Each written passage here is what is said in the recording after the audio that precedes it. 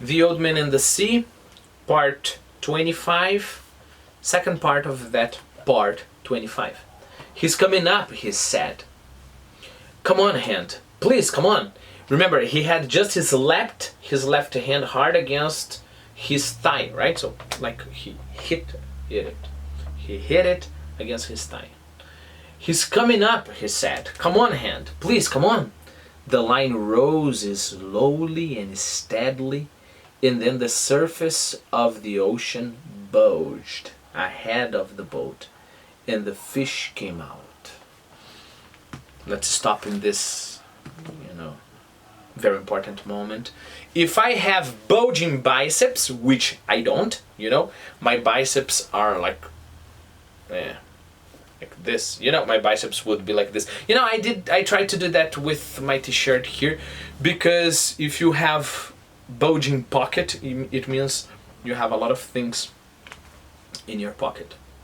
If you're on the bus and some people see a bulging, maybe they may call the police. Well, I don't know if you got it. Going back, the line rose. Why the bulging in the water? Because as the fish would come out, you can see a little hill in the water, right? The line rose slowly and steadily, and then the surface of the ocean bulged ahead of the boat, and the fish came out. He came out unendingly, and water poured from his side.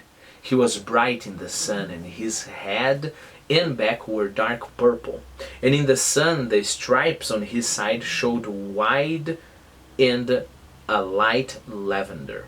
His sword was as long as a baseball bat, and tapered like a rapier. A rapier is that kind of sword, right? Taper is, you start like thick and then you become thinner and thinner. I put a picture there, of course, for you guys. And tapered like a sword. And he rose his full length from the water, and then he re-entered it smoothly, like a diver. And the old man saw the great scythe blade of his tail go under, and the line commenced to race out. He is 2 feet longer than the skiff.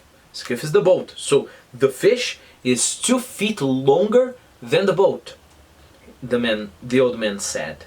The line was going out fast but steadily, and the fish was not panicked. The old man was trying with both hands to keep line just inside of breaking strength. Just inside, right? So it is inside breaking strength, but almost not, right?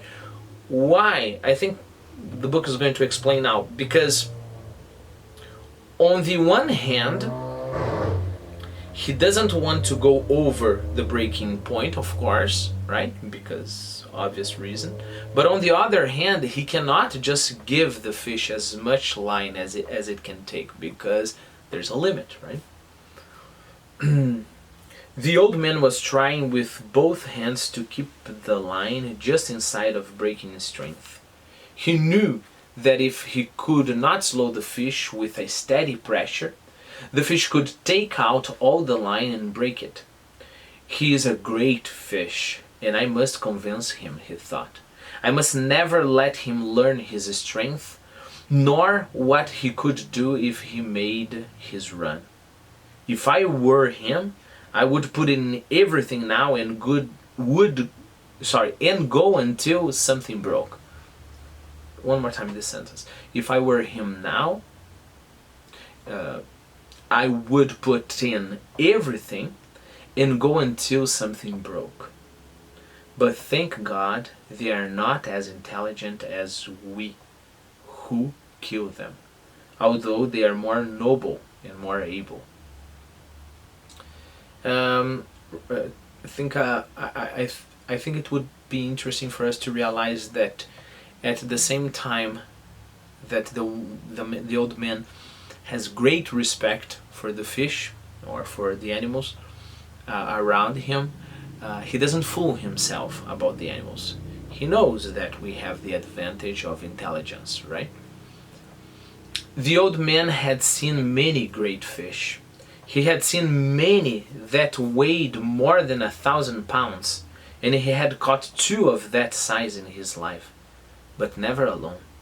Now alone, and out of sight of land, he was fast, attached, right, to the biggest fish that he had ever seen, and bigger than he had ever heard of, and his left hand was still as tight as the gripped claw of an eagle.